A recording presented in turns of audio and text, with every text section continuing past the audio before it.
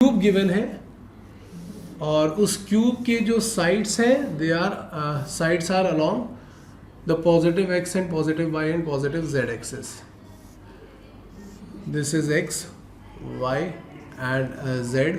So cube is given और ये x y z के अलोंग इसके साइड्स हैं और हमें क्या करना है कि इसके डायगनल, इसकी जो डायगनल आएंगे, मैं इसका नाम यहाँ पे लिख देता हूँ. ये suppose A B C D और ये है ई एफ जी एच, ये ऐसा है.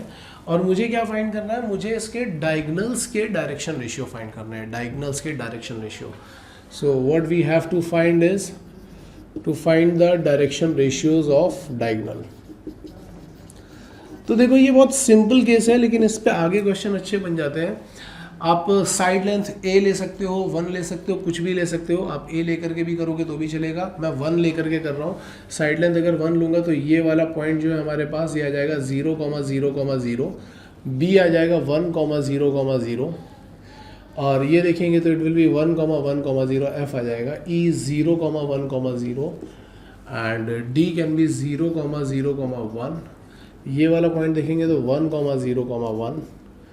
एच अगर हम देखेंगे तो 0,1,1 और जी अगर हम देखेंगे ये वाला पॉइंट दैट विल बी 1,1,1. अब सपोज अगर मुझे ए जी का डायरेक्शन रेशियोज चाहिए, एक साइड में डायरेक्शन रेशियोज निकाल लो या इसको यहाँ से हटा देता हूँ, अलग ही दिखाता हूँ आपको. मैं डायरेक्शन रेशियोज और डायरेक्शन कोसाइंस दोनों ही कैलकुलेट कर रहा हूँ. तो मैं इधर कैलकुलेट करूँगा डायरेक्शन रेशियोज और इधर देखूँगा डायरेक्शन कोसाइंस और इधर मैं लिख देता हूँ ए जी डायगनल. तो डायगनल है ए जी.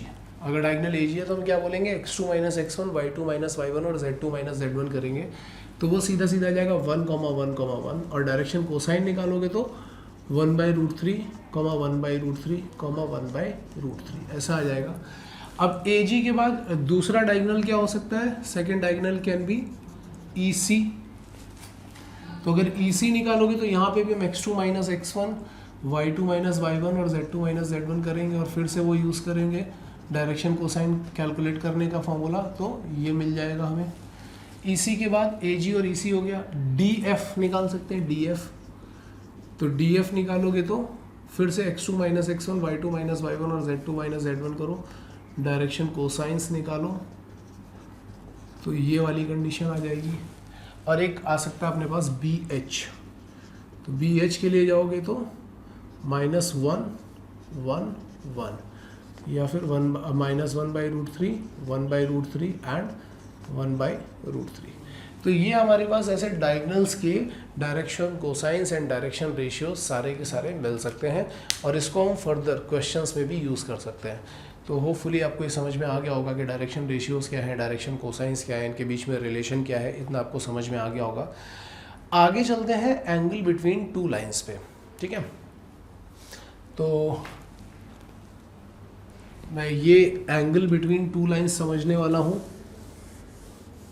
और मैं ये डायग्राम नहीं हटाना चाहता हूँ क्योंकि ये एक्चुअली यूज़ होगा अभी थोड़ी देर के बाद.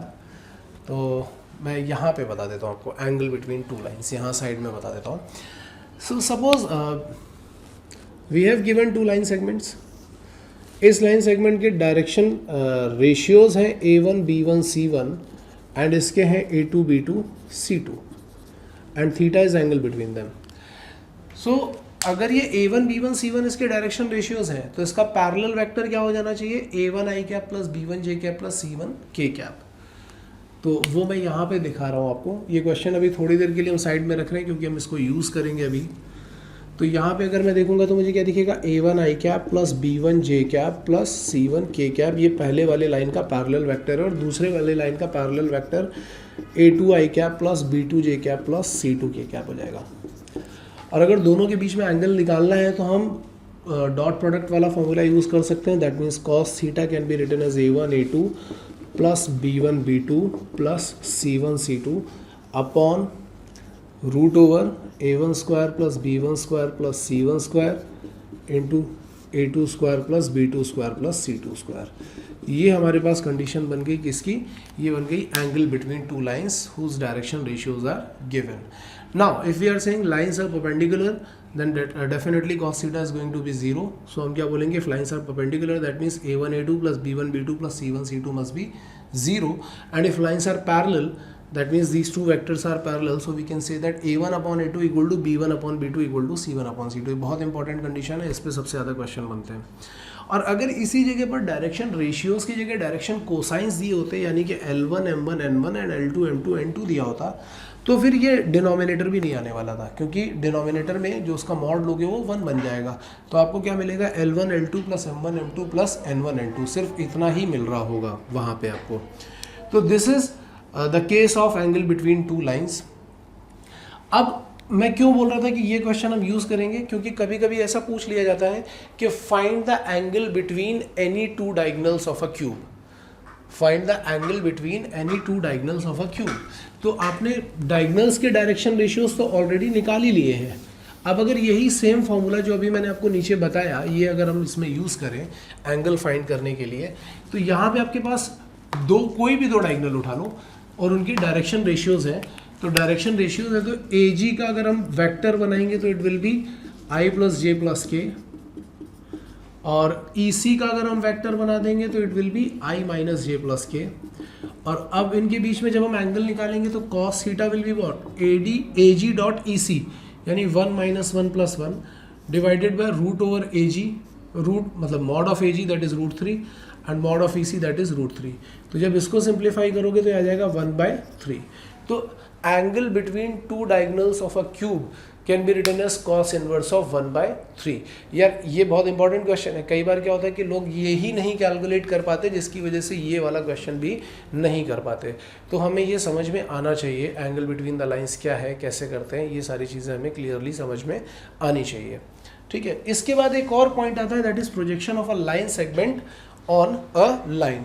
तो projection of a line segment on a line वाला कंसेप्ट भी देखते हैं क्या है. ये भी डॉट प्रोडक्ट से रिलेटेड ही है. तो जैसे सपोज एक लाइन सेगमेंट है हमारे पास, यहाँ पे line segment joining two points से x1 y1 and z1 and x2 y2 and z2. ये है, सपोज ये लाइन सेगमेंट है AB, and we have to find the projection of AB on another line whose direction ratios भी दिए जा सकते हैं, डायरेक्शन कोसाइंस भी दिए जा सकते हैं. तो मैं फिलहाल के लिए डायरेक्शन कोसाइंस ले रहा हूँ, आप डायरेक्शन रेशियो लेकर के भी कर सकते हो. सो अगर इसके डायरेक्शन कोसाइंस गिवन है, दैट मीन्स LMN गिवन है, तो मतलब इसका यूनिट वेक्टर जो होगा इस लाइन के पैरेलल जो यूनिट वेक्टर होगा, that unit vector will be LI plus MJ plus NK. ठीक है. अब मुझे AB का प्रोजेक्शन इस लाइन पे चाहिए, तो इस वेक्टर को मैं कुछ वेक्टर अज्यूम, कुछ नया वेक्टर अज्यूम कर सकता हूँ. यहाँ पे AB वेक्टर हुआ, मैं इसको कुछ C वेक्टर अज्यूम कर लेता हूँ. तो मैं बोलूँगा कि projection of AB on C, ये हमें कैसे मिलेगा, AB वेक्टर, तो ये हम बोलेंगे AB dot C upon mod of C. और मुझे ऑलरेडी पता है कि C यूनिट वेक्टर है, तो मॉड ऑफ C तो डेफिनेटली 1 ही आने वाला है. तो जब आप AB डॉट C करोगे तो आप AB निकालोगे, तो AB वेक्टर क्या आने वाला है, x2 minus x1 i cap plus y2 minus y1 j cap plus z2 minus z1 k cap. तो जब उसका डॉट प्रोडक्ट करोगे तो आ जाएगा L x2 minus x1 plus M y2 minus y1 plus N z2 minus z1, and mod of C करोगे तो वो 1 ही रहने वाला है. तो प्रोजेक्शन का ये फॉर्मूला बन जाएगा. हाँ, अगर यहाँ पे डायरेक्शन कोसाइंस की जगह डायरेक्शन रेशियोज दिया होता तो ज़रूर हमें यहाँ पे मॉड से भी डिवाइड करना पड़ता. सो उस तरह से भी हम प्रोजेक्शन फॉर्मूला निकाल सकते हैं. आपको समझ में आया होगा कि हम 3D को वेक्टर के साथ में कैसे रिलेट कर रहे हैं. 3D और वेक्टर के क्वेश्चन ऐसे ही रिलेटेबल होते हैं और ऐसे रिलेट करके ही हमें हमेशा इनका सोल्यूशन बनाना पड़ता है. तो कभी ऐसा होता है कि वेक्टर 3D में ईजिली सॉल्व हो जाता है, और कई बार क्वेश्चन वेक्टर फॉर्म में इजीली सॉल्व होता है और कई बार 3D फॉर्म में इजीली सॉल्व होता है. सो बी प्रिपेयर फॉर दैट.